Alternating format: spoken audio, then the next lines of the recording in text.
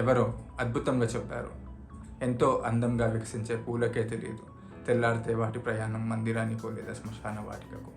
అందుకే మన జీవితాన్ని ప్రతి క్షణం ఎంజాయ్ చేయాలి అండ్ మీకంటూ ఈ ప్రపంచంలో ఒక ప్రత్యేక స్థానాన్ని ఏర్పరచుకోండి. నా పేరు అభి. మీకోసం ఓ చిన్న కథ చెప్తా. ఈ కథ ఇద్దరు భార్యాభర్తలది. వాళ్ళిద్దరి మధ్యన వైవాహిక సంబంధాలు బాగోలేవు. రోజు డిస్టర్బెన్సెస్, కొట్లాటలు జరుగుతుండేవి. అలా చూస్తూ చూస్తూ వాళ్ళిద్దరి మధ్యన డిస్టర్బెన్సెస్ ఒకరోజు విడాకుల దాకా వెళ్ళాయి. ఎప్పుడైతే కోర్టు విడాకులకు ఒప్పుకుందో అప్పుడు ఆయన అతని భార్యకి ఒక పెద్ద పారితోషికం ఇవ్వాల్సి వచ్చింది. ఆ పారితోషికం ఎంత అంటే ఆయన యావదాస్తి మొత్తం అమ్మేసి ఇవ్వాల్సి వచ్చింది. ఇక చివరికి ఆయనకు మిగిలింది 5 లక్షలు మాత్రమే. ఇక వెనక్కి తిరిగి చూస్తే ఆయన పర్సనల్ లైఫ్ మొత్తం డ్యామేజ్ అయిపోయింది.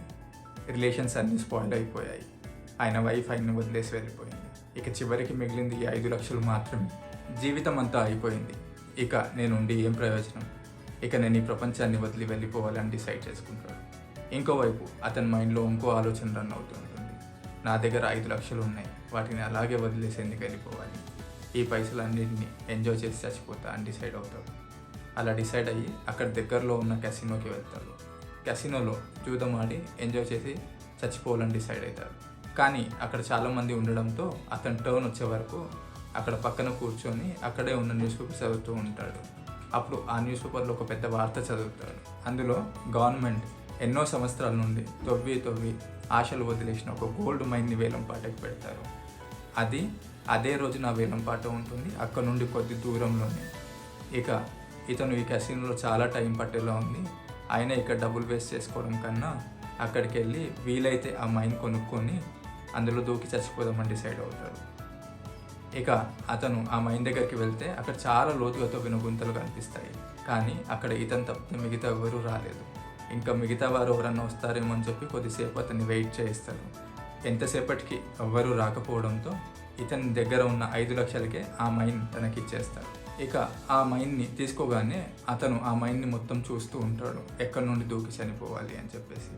అప్పుడు అతని దగ్గరికి కొందరు పని వాళ్ళు వచ్చి, సార్ ఈరోజు మాకు ఆల్రెడీ పని చేయడానికి పేమెంట్ ఇచ్చారు, ఇప్పుడు మీరే ఈ మైన్కి ఓనర్ కాబట్టి మీరు చెప్పండి, ఈరోజు తవ్వమంటారా లేదా మమ్మల్ని వెళ్ళిపోమంటారా అని అడుగుతారు.